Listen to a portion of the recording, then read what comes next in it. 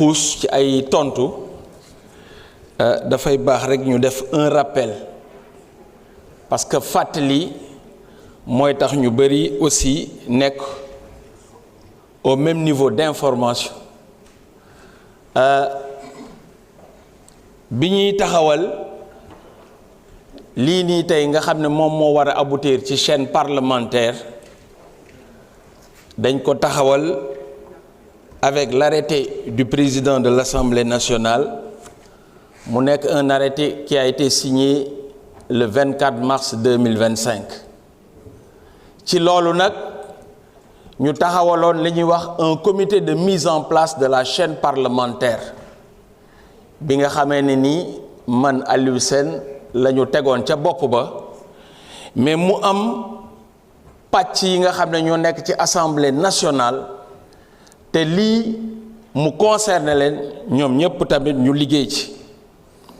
kon dafay baax ñooñu ci liggéey ñu wax ñan la ci biir assemblée nationale. L'assemblée a été représentée par le premier vice-président de l'assemblée muy sama frère Ismaïla Diallo, le deuxième questeur, les présidents des groupes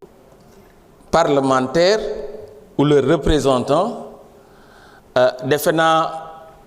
gisuma fi sama frère Cheikh Tidiane Youm ak sunu frère Thioy, donc ils ont participé à ce travail-là. Donc foofu aussi ñu dalal seen xel ne tous les groupes étaient représentés. Le secrétaire général de l'Assemblée nationale, le directeur de cabinet du président de l'Assemblée nationale, les conseillers spéciaux du président de l'Assemblée, Madame Dieynaba Sarr liggéey na ci, Soxna Ba liggéey na ci, le journaliste Barka Ba liggéey ci, nos frères conseillers du président de l'Assemblée nationale, Ababacar Safi Ngom, Adama Diouf, Mamadou Yok, le directeur Daoulé Diaw yor système d'information, la directrice Madame Khoudia Diop yor communication aussi liggéey na ci, ñu am le chef de la division multimédia ñooñu liggéey nañ ci, Oustaz Mbacké Sylla, le directeur des services législatifs, Madame Mame Lissa Sow Sall, entre autres. waaye bi ñuy liggéey boobu dafa am ñoo xam ne dañ leen ci boole woon mu nekk ñu nekkul ci biir assemblée nationale te wàllu audiovisuel ñëpp xam leen fii Sénégal mu nekk des anciens directeurs de télévision, des anciens directeurs de radio, ñooñu ñu boole leen ci, mais boole ci aussi société civile ak li ñuy wax le privé. ndax dafa am question yu bari yoo xamee ne nii ñenn ñi évoqué nañ ko, mooy ci wàllu autorégulation, mooy ci wàllu aussi ban canal la ñu war a jaaralee li nga xam ne moom la ñuy seetaan. loolu nag rencontre yi ñu def yépp dañ ko jëloon en compte, woo ci borom xam-xam yooyu, discuter ak ñoom, échanger ak ñoom. Il est arrivé même ci daje yooyu ñu daje yendu nañ fi ba pratiquement le soir ku nekk ñu échanger. Donc le problème bi nga xamee ne nii je peux dire que c'était le point d'achoppement moom moo nekkoon wàllu droit bi. Et je pense que tey bu ñu demee ba ci fin bi nous avons pris langue avec tous ces gens-là yi nga xam ne ni affaire régulation dañ ci am wàll. defe naa sax am na kenn koo xam ne ni cité wu ma ko, mais ñëwoon na sax ci rencontre bi, c'est le directeur de l'ARTP. Donc loolu lépp nag ñu liggéey ci pendant un temps. Gis nga àdduna nit bu mu bañ critique, la critique elle est soit deux choses, elle est constructive ou destructive, ñaar rek moom moo ci nekk. donc damay jàpp ne lépp loo xam ne nii rek nit yëkkati na ko fii c'est dans le sens pour que liggéey bi ñu gën ko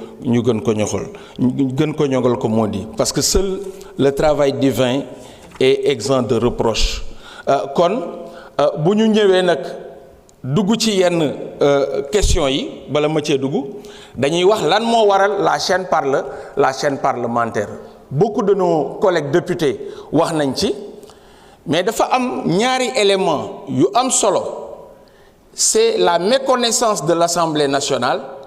mais c'est l'inaccessibilité de ce que font les députés mooy lan mooy assemblée bi danañ ko seetaan ci télé mais dafa sori askan bi bu baax a baax te bëri na loo xam ne bu ko soree tamit day tax ñu bëri umpale liggéeyu député bi kon ñaar yooyu bokk na ci yeneen lu tax le président de l'Assemblée nationale xalaat ne war nañu taxawal benn télévision parlementaire defe naa daaw yëkkati woon na loo xamee ne nii dañ bëggoon sax mettre ko en exergue pendant les vacances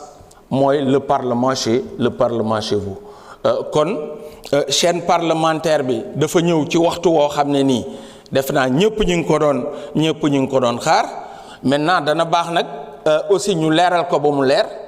ndax chaîne parlementaire bi li muy topp 165 députés yëpp daf leen a concerné du am xejj du am seen même bu fekkee ne nous on est dans l'opposition la chaîne parlementaire c'est pas celle du groupe parlementaire Pastef les Patriotes chaîne parlementaire la boo xam ne député yëpp ñoo ko bokk mais la muy wone nag na leer nañ aussi ay activités yuy nekk fii ci biir assemblée nationale lay doon ak activités yoo xamee ne nii commission yi dañ koy def jëmale ko ci biti parce que am na loo xam ne nii nañ ko moytu te duñ ko mën a gérer man Aliou Sène wala Coumba Ndiaye taxaw na fii léegi wax bu dee Coumba Ndiaye dafa am activité au niveau de Ndindi wala de Diourbel dans le département ñu ne dañ koy topp pour filmer ko Coumba Ndiaye mënul maîtriser la fay génn ci kàddu mënul maîtriser aussi nit ñi nu ñuy xaar nit ñi mën nañu xaar tey defar seen ay nu ñu koy tuddee ay pancarte di waajal chaîne parlementaire bu ñëw buñ koy génne loolu Coumba Ndiaye mënu ko maîtriser donc foofu tamit qu'est-ce que cela veut dire Pa Alla daf ko wax léegi il y aura un groupe boo xam ne moom mooy liggéey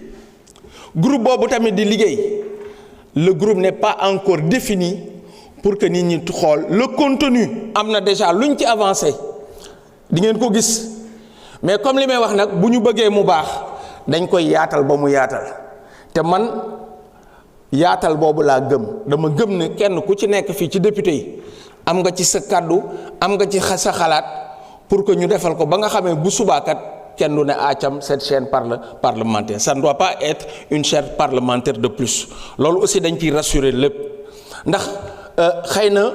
on ne pouvait pas comme ni ko gi bëggee woon chaque fois bu ñu liggéeyee ba pare rek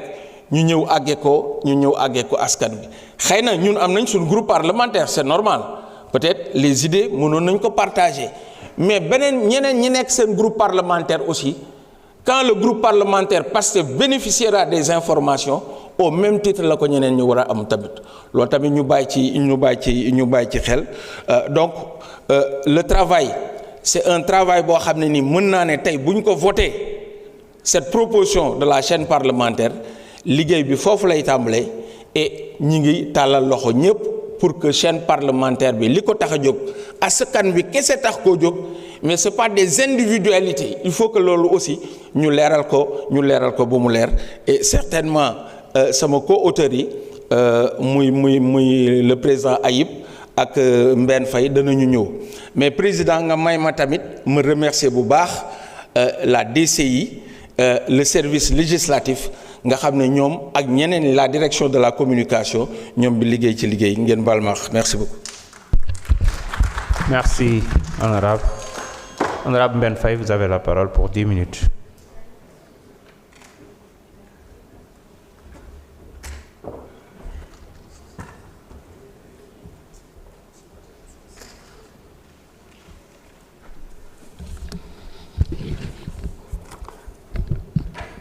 aouzu billahi min asheytaani rajim bismillahi rahmaani rahim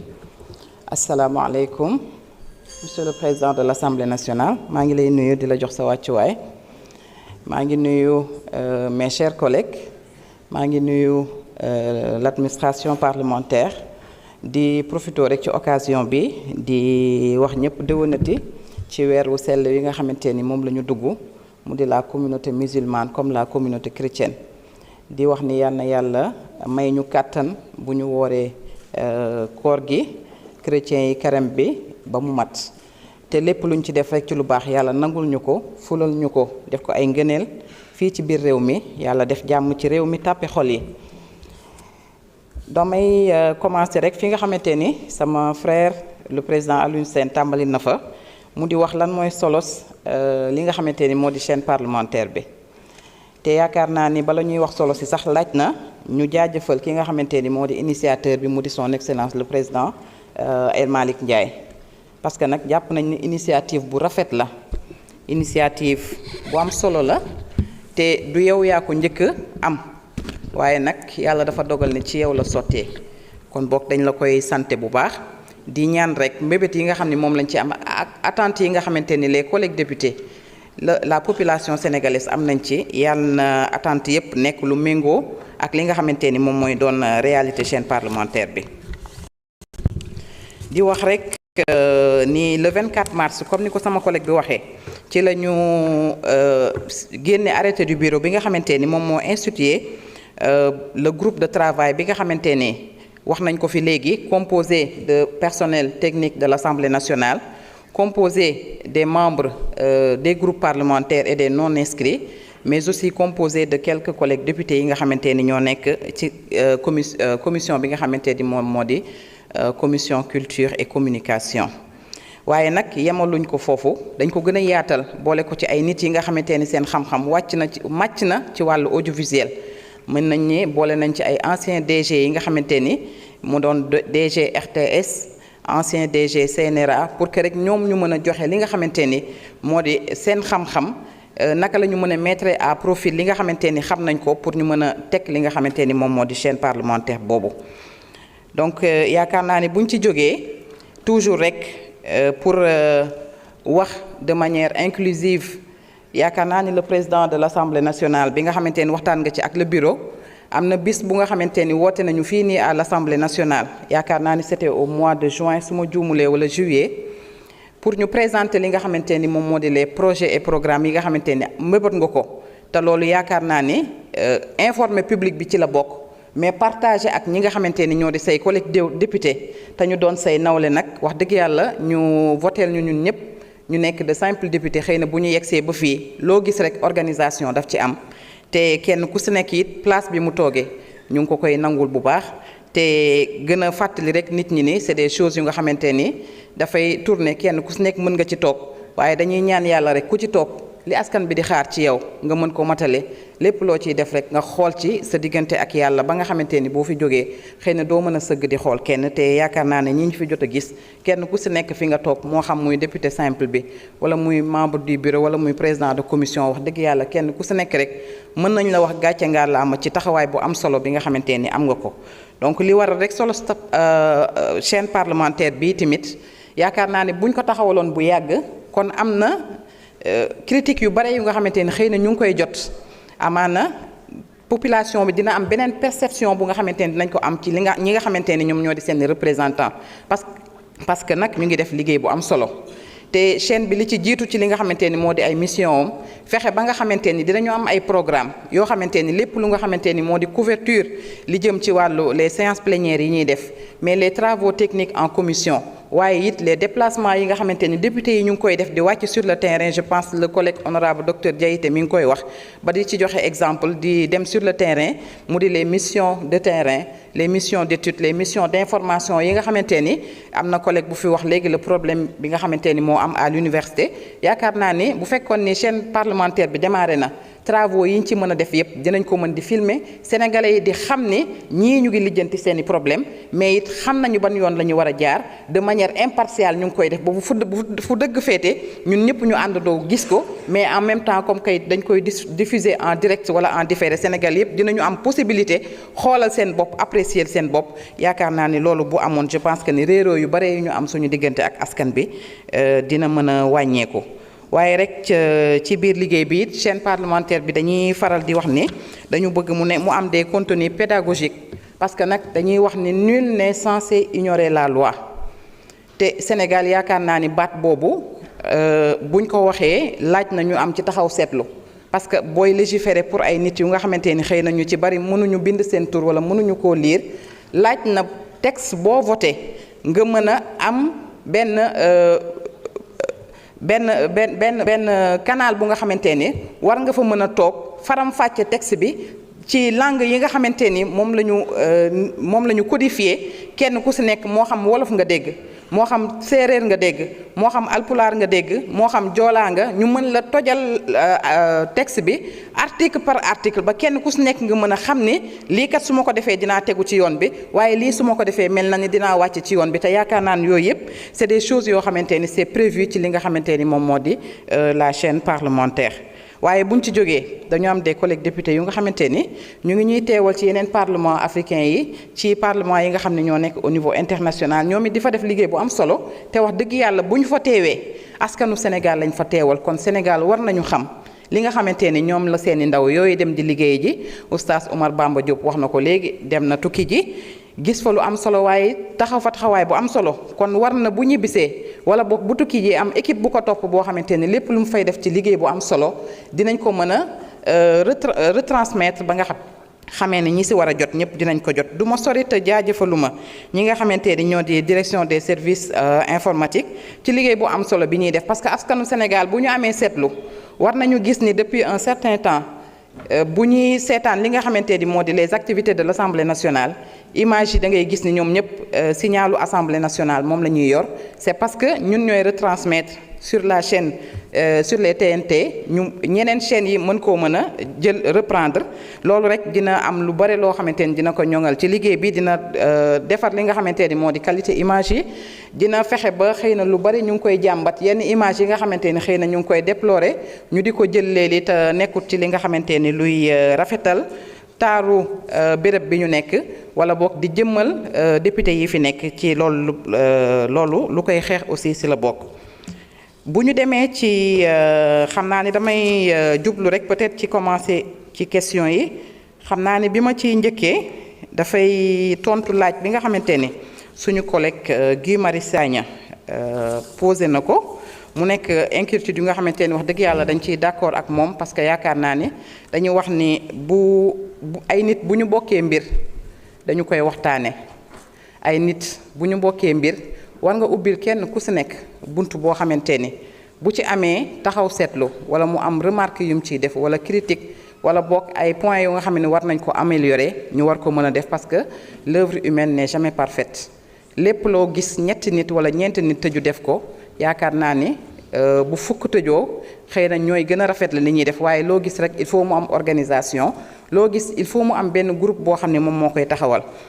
ci organisation et gouvernance boo demee ci chapitre 3 de la proposition de loi effectivement dañuy dëggal li nga wax parce que dañu ni le bureau de l'Assemblée nationale assure la tutelle de la chaîne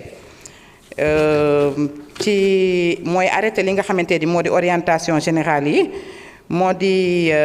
valider li nga xamante ni aussi moo di programme bi orientation générale des programmes prend acte des grilles de programme et peut demander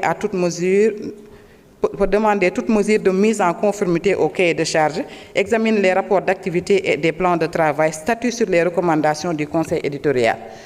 foofu may mujjee muy statut sur les recommandations du conseil éditorial ci biir proposition de loi bi aussi dañu wax ni dañuy créer li nga xamante ni moo di conseil éditorial bu ñu nee conseil éditorial na xëy na mel na ni benn autorité buy réguler li nga xamante ni moom moo di chaîne bi fii nii ci biir assemblée nationale ndaxte nag mënul nekk nag ci kaw bureau bi moo mën a nekk ci kawam parce que institution parlementaire ni mu bindoo mooy le bureau moom mooy l'instance suprême kon mënuloo teg leneen ci kawam waaye fexe nañu ba nga xamante ni rek dina am autorité bu nga xamante ni benn conseil bu nga xamante ni dina ci liggéey te je pense que c'est de manière inclusive lañ ko defee ndaxte dina am ci biir conseil boobu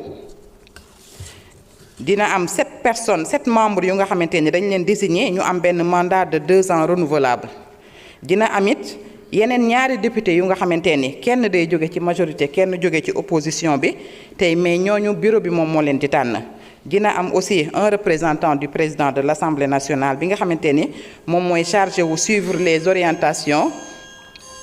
et les stratégies dina am aussi benn expert en communication audiovisuelle bu nga xamante ni dinañ ko coopter ndax xam-xam bi mu yor pour mu mën ñu jàppale ci li nga xamante ni moo di expertise en médias publics et contenu audiovisuel dina amit journaliste spécialisé en affaires parlementaires bu nga xamante ni moom moo di gérer lépp luy traitement impartial des informations dina amit un représentant de la société civile organisation de défense et de démocratie des libertés de presse dinañ leen ci boole waaye dina am aussi ci bu ñu réunion wee ñoom ci seen biir nag comité boobu nga xamante ni moom la ñuy teg bu ñu réunion ci seen biir ñoom ñooy tànn ki nga xamante ni moom mooy yor kilifteefu comité bi muy doon le président ñoom ci seen biir ñoom ñooy àndandoo fexe ba tànn ko donc je pense bu dee 10 minutes ci mat na merci beaucoup xam naa ne suñu collègue Mohamed Ayib Salim Daffé bu ñëwee dina terminer li nga xamante ni rek moom moo di question yi incha allah merci beaucoup. Merci beaucoup. Honorable Ayib Daffé, vous avez la parole.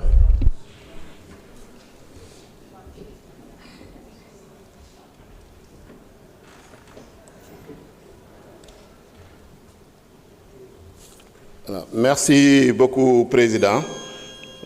maa ngi lay di nuyu collègues yu fi teew yépp di jaajëfal collègues yi nga xam ne jot nañu jël parole ak ñu jëlul parole assister séance bi di jaajëfal également samay collègues nga xam ne ñoom laa bokkal liggéey bi muy co-auteurs yi ak di jaajëfal le rapporteur de la commission monsieur Ousmane Diop et di jaajëfal également di féliciter ñëpp ñu nga xam ne liggéey nañu ci projet chaîne parlementaire bi je pense que duma ci delluwaat parce que président Aliou Sène wax na ci processus bu yàgg la boo xam ne dañ ko boole woon ci réforme assemblée nationale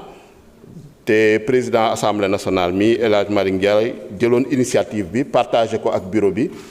bi validé ko ñu mettre en place un certain nombre de comités de groupes de travail des comités ad hoc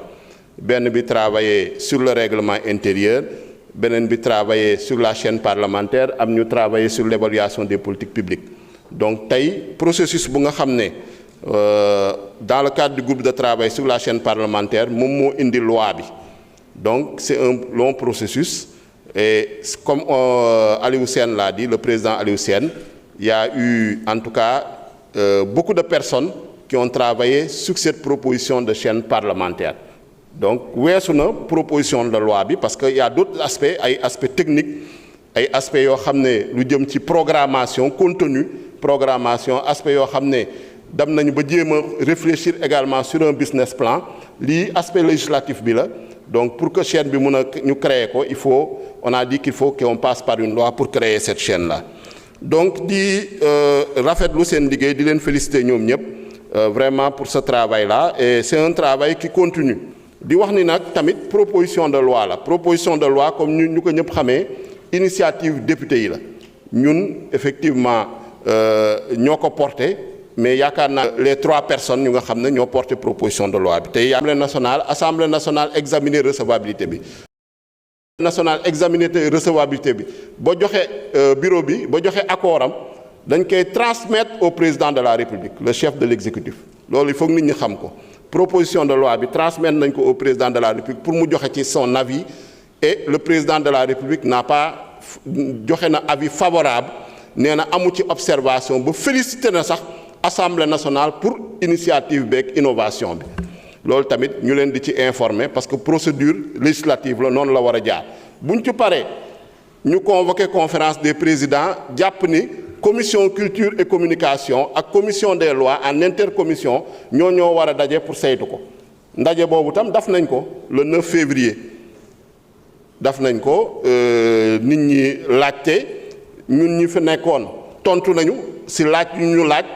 ba commission bi moom la leen suñu collègue Ousmane Diop liiral rapport bi adopté la proposition à l'unanimité donc recommandé à la séance plénière mu adopté ko donc yaakaar naa ni loolu moo ñu yóbbu ci processus bi di wax ni également wax nañ ko ci financement bi ñëpp xam nañ ni proposition de loi dafa am ay limites sur le plan financier lu ñuy naan recevabilité financière loolu obstacle la woon pour contourner obstacle boobu moo tax ñu ne dañuy jàpp ni non seulement du ñu créer une entité boo xam ne entité autonome la chaîne parlementaire bi dañu décider daf ko une simple direction de l'Assemblée nationale donc amul personnalité juridique propre nu direction des services législatifs amee nu direction de la communication amee noonu la chaîne parlementaire di noonu nañ koy créer ñu nommer un directeur boo xam ne moom mooy gérer chaîne parlementaire mu am un personnel boo xam ne moom mooy doxal chaîne parlementaire bi parce que loolu lu ñu doon bañ mooy créer une société parce que daf nañu de benchmarking ailleurs ñoom am na ñoo xam ne dans certains pays ils ont créé des sociétés de programme parce qu'on a fait du benchmarking en France en Mauritanie au Bénin et dans d'autres pays yemuñu rek parce que am na ay dëkk yoo xam ne déjà am nañu chaîne parlementaire donc dañoo sukkandiku ci expérience yooyu pour jéem a adapter par rapport à l'expérience sénégalaise donc loolu jar na ñu fàttali ko leneen li wax nañ ko sur le financement c'est le budget de l'Assemblée nationale budget de l'Assemblée nationale ñëpp xam nañu dotation la dès lors ñu ko créé nag faw ñu ut ay crédits yu nga xam ne moom mooy maanaam assurer le fonctionnement de cette chaîne parlementaire dina am benn partie boo xam ne investissement lay doon dina am benn partie boo xam ne fonctionnement la am na business plan mais ce business plan mun naa ne c'est provisoire par exemple sur le fonctionnement on parle près de 300 presque entre 300 350 millions de francs CFA de fonctionnement mais c'est des chiffres provisoires yoo xam ne jar na ñu xóotalaat ko sur l'investissement également am na partie boo xam ne jëm na ci investissement bi mais loolu yëpp loi de finances rectificative mun na am su amul loi de finances rectificative tamit à la prochaine loi de finances dina dugg ci budget Assemblée nationale am na loo xam ne tamit ci biir budget bi ay réaménagement yoo xam ne questeurs yi mën nañ ko def au niveau des crédits comme nous exécutif amee ay virement de crédit décret d'avance Assemblée nationale boobu am na faculté boobu en rapport avec le ministre des finances et du budget leneen lu ñu mën a wax mooy la chaîne parlementaire wax nañ ko dotation budgétaire article 15 article 16 bon am nañu règlement financier boobu mooy assurer naka nañ ko war a gérer wax nañu ne favoriser les débats on est d'accord on doit favoriser les débats donc suñu collègue Thomas Faye bon am na proposition bu mu def c'est pas en rapport direct avec la chaîne parlementaire droit de pétition donc nañ ko loolu tamit nañ ko examiner l'indépendance éditoriale suñu collègue Abdou Khader Sonko wax na ko indépendance éditoriale il y a un conseil éditorial qui a été créé conseil éditorial boobu moom mooy gérer lépp lu nga xam ne mooy jëm ci indépendance éditoriale bi donc conseil éditorial boobu dina am ay députés de toutes les disons sensibilités les groupes parlementaires seront représentés la commission culture et communication sera représentée mais conseil éditorial boobu composition beeg fonctionnement bi instruction de général de bureau moo koy déterminer donc sama collègue la présidente Ben Faye am na lu mu fi lire mais loolu ay proposition la mais une instruction générale de bureau moo war a déterminer composition conseil éditorial boobu nga xam ne moom mooy assurer indépendance éditoriale u chaîne parlementaire bi donc l'accessibilité wax nañ ci surtout pour la diaspora effectivement dès lors qu'on a des députés des Sénégalais de l'extérieur am seen circonscription chaîne parlementaire bi tam war na teg ay moyens pour mën a suivre activité ñooñu loolu tamit ça va dépendre d'une bonne planification et d'une bonne programmation on a parlé des frais de fonctionnement frais d'investissement wax naa ci ça c'est le business plan également par rapport à la retransmission des débats parlementaires soo leen xoolee la chaîne parlementaire balaa ñuy ñëw ci loi bi dañ ko intégrer dans le règlement intérieur à l'article 101 qui est une loi organique ba nga xam ne constitution moo ñu ko may parce que dégg naa ñuy wax autorégulation mais constitution moo ñu may pouvoir d'autorégulation bi moo ñu ne assemblée nationale régir leen seen bopp ak benn règlement intérieur boo xam ne loi organique la. Les lois organiques su ma ko fàttaliku sont supérieures aux lois ordinaires ça c'est la hiérarchie des normes pyramide de Kelsen donc loolu jarul ñu koy fàttaliwaat mais soo leen demee ci article 101 boobu nga xam ne tamit groupe de travail multipartite moo ko bind maak sama collègue Aïssata Tall ak ñoom Tafsir ak ñoom ñëpp tout le monde était représenté ñu liggéey ba pare ñëw soumettre ko Assemblée nationale adopté ko. À l'article 101 il est bien dit il est créé à l'Assemblée nationale une chaîne parlementaire dont l'organisation, le fonctionnement et le financement sont définis par une loi. Donc c'est ce que dit clairement l'article 101. Donc règlement intérieur bi jox nañu une habilitation. Soo leen demee à l'article 102 moom mooy régir la retransmission des débats parlementaires. La retransmission des débats parlementaires n'est pas exclusivement confiée à la chaîne parlementaire. Il n'y a pas un monopole bu ñu édicté ñu ne chaîne parlementaire bee am monopole bi. C'est vrai que dina am peut-être primeur mais amul monopole. Donc les autres médias vont continuer à faire leur travail nu ñu koy defee pour la retransmission des débats parlementaires. Mais elles seront sûrement appelées à collaborer pour des raisons fonctionnelles avec la chaîne parlementaire. Donc et pour des raisons d'efficacité. Donc ñu loolu retransmission des débats parlementaires moo ngi ci article 102. su ñu ñëwee si la question de la régulation wax naa ko on a fait du benchmarking lu ñu def nii on s'est fondé sur la séparation des pouvoirs on s'est fondé sur l'autonomie administrative et financière de l'Assemblée nationale. La séparation des pouvoirs constitution moo ko maye c'est un principe de droit constitutionnel l'autonomie administrative et financière constitution bee ñu ko may ba pare règlement intérieur bi énoncé ko waat ko donc à l'article 20. Donc suñu ñëw sukkandikoo ci loolu quand on a fait du benchmarking on a vu également dans beaucoup de pays les chaînes parlementaires ne sont pas régies par la régulation classique mun naa leen jox l'exemple de la chaîne parlementaire française ñoom lu ñu ci disposition yu ñu ci def mooy lu ñu wax à la loi mun ngeen dem voir la loi française les sociétés de programme ainsi que les émissions qu'elles programment ne relèvent pas de l'autorité de régulation des communications audiovisuelles et numériques. Donc ñoom déjà ñoom dañu créer ay sociétés de programme ñun yegguñu sax ci créer société de programme xam nga ku créer société de programme day am personnalité juridique propre. Personnalité juridique propre boobu ñoom dañu am ay convention avec l'Assemblée nationale française et le Sénat français mais ñun on s'est limité à créer une entité bu nga xam ne c'est une entité de l'Assemblée nationale donc c'est une direction de l'Assemblée nationale donc lu tax loolu moo may indi lu tax ñu ñëw ne bureau bi moo war a intervenir bureau bi lu ko intervenir loo c'est le règlement intérieur à l'article 20 moom mooy régir les pouvoirs du bureau. Donc règlement intérieur boobu soo leen demee article 20 ce qu'il dit clairement dafa ne le bureau a tout pouvoir pour régler les délibérations de l'Assemblée nationale il organise et dirige tous ses services dans les conditions déterminées par le présent règlement et par les règlements subséquents il organise et dirige tous ses services loolu règlement intérieur bi moo ko wax moo tax bureau bi ñu jox ko prérogative mu régir le fonctionnement de la chaîne moo tax ñu jox ko prérogative également malgré que dañuy créer un conseil éditorial mais conseil éditorial boobu ci autorité bureau bi lay nekk sur la base de cet article 20 du règlement intérieur soo leen xoolee article 20 du règlement intérieur boobu tamit alinéa 2 moom moo ne l'Assemblée nationale jouit d'une autonomie administrative et financière garante de son indépendance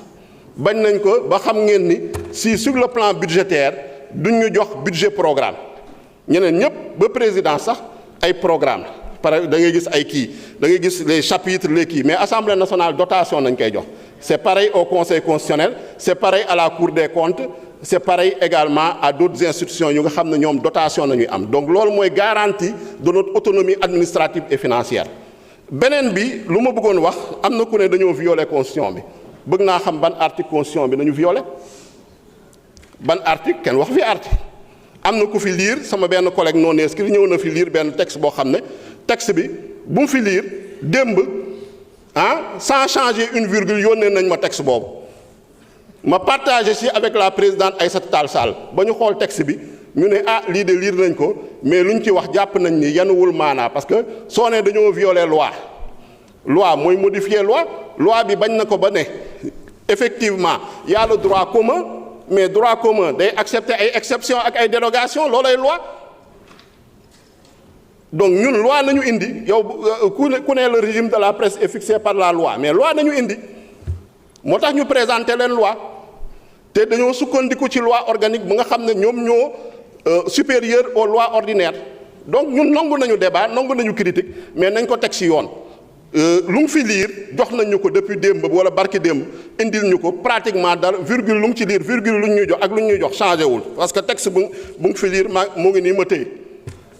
te débattre nañ ci entre président de groupe pour vraiment arrêter une position commune beneen bi wax nañu également par rapport à la question wax naa ci bureau bi du mu ci delluwaat la question de l'inclusivité wax nañ ko bañ nañ ko ba chaîne bi chaîne assemblée nationale la te ku ne assemblée nationale l'assemblée nationale c'est l'ensemble des 165 députés loolu nañuy naan assemblée nationale soo leen demee ci règlement intérieur saa yoo leen liiree assemblée nationale rek mooy nu ngeen toogee nii l'ensemble des 165 députés te bañ nañ ko ba ne cahier des charges bu war a régir chaîne bi loi bi daf ci fixer ay critères objectivité critères pluralisme critères équilibre respect des lois et règlements également donc loolu yëpp mu ngi ci également ci conseil éditorial bi toutes les parties seront représentées au sein du bureau les groupes sont représentés donc je pense que lépp lu nga xam ne ay garantie la en termes d'indépendance en termes de pluralisme en termes d'équité en termes d'équilibre loolu yëpp jàpp nañ ni en tout cas respecté nañ ko te préservé nañ ko donc loolu daal laa bëggoon indi comme ay leeral par rapport également am na question yu ñu ci posé si lu jëm ci bon la chaîne ne doit pas être une chaîne de propagande wax naa ko loolu je pense que ñun sax en tant que assemblée nationale ñoo ko war a bañal suñu bopp donc assemblée nationale nag ay pàcc la dañ fi créer ay organes ku nekk am na fi cër bureau bi am na cëram bureau bi assemblée nationale bi ñoo ko fal président de commission yi suñuy ñëw fii nañuy ñëw liiral leen commission yi après ñu dem daje groupe yi daf ay proposition gars yi fal leen donc commission yi tamit assemblée nationale moo leen fal ñu dem représenter leen au niveau de la conférence des présidents groupe parlementaire yi tamit les gens ont décidé d'adhérer à ces groupes parlementaires de manière libre et volontaire groupe parlementaire yi am président de groupe am vice-président de groupe président de groupe yi di leen représenter au niveau du bureau di leen représenter au niveau de la conférence des présidents et à chaque fois lu ñu fa jëlee ñu rendre compte au niveau de nos groupes respectifs weesuwul yemul foofu au-delà des commissions des groupes parlementaires du bureau de la conférence des présidents am nañ fi ay groupes nationaux ñoo xam ne ñii ñoo ñu représenté CEDEAO sama collègue Guy Marius Sagna il est chef de délégation à la CEDEAO am na ñu représenté au niveau de la parlement francophonie notre collègue Diété est chef de délégation au parlement de la francophonie am na ñu représenté au parlement de la conférence islamique mon collègue Babacar Tambédou est chef de délégation parlement conférence islamique am ñu représenté parlement panafricain mon collègue Massamba Dieng est chef de délégation du parlement panafricain etc. est-ce que kenn ci ñoom balaa mooy dem sudul tàggoo ak partager ñu ordre du jour day laajte yan instruction ak yan directive ngeen dañu jox ñu waxal leen fa wala ñu représenter leen fa su dee dañuy waxante dëgg dañu wóolante joxante cër ku nekk nag cër bu ñu la jox wóolu nañu la jox la pleinement confiance soo paree nag nga rendre compte c'est pas parce que nag lu nga fay wax yépp dañuy jàpp ni d'accord nañoo ak yow 100%. am na loo xam ne peut-être nañu ne mënoon nañ ko gën a ñoŋal mënoon nañ ko gën a améliorer mais par obligation de solidarité dañuy ànd ensemble mu baax mu bon ñun ñoo joxe confiance ñoo joxante cër ne diw moo ñuy représenter fii ñu wóolu ko suñu nekkee nag suñu biir yaakaar naa ni mën nañu joxante critiques yi joxante ay réserves joxante ay propositions d'amélioration te jàpp naa ni suñu groupe parlementaire bu ñu paree commission communication et culture le 11 février groupe bi daje na am ñoo xam ne posé nañu question ci chaîne parlementaire mon collègue Abdourahmane Diouf mi posé na ci question lu mu ci xam tamit ci chaîne parlementaire bi ma tontu ko en réunion de groupe donc loolu laa bëggoon wax pour ne mbir mi yaakaar naa ni liggéey bi ñun ñëpp ñoo ko bokk liggéey bi ñun ñëpp am nañu en tout cas souhait pour maanaam améliorer le fonctionnement et l'organisation du travail de l'Assemblée nationale donc soo la gisee ñu indi leen proposition de loi bi c'est dans ce sens-là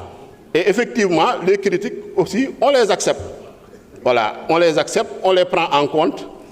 suñ ñu joxoon ay amendement aussi muy ay commission wala muy avant kii bi nañ ko examiner xool ndax amendement yooyu c'est pertinent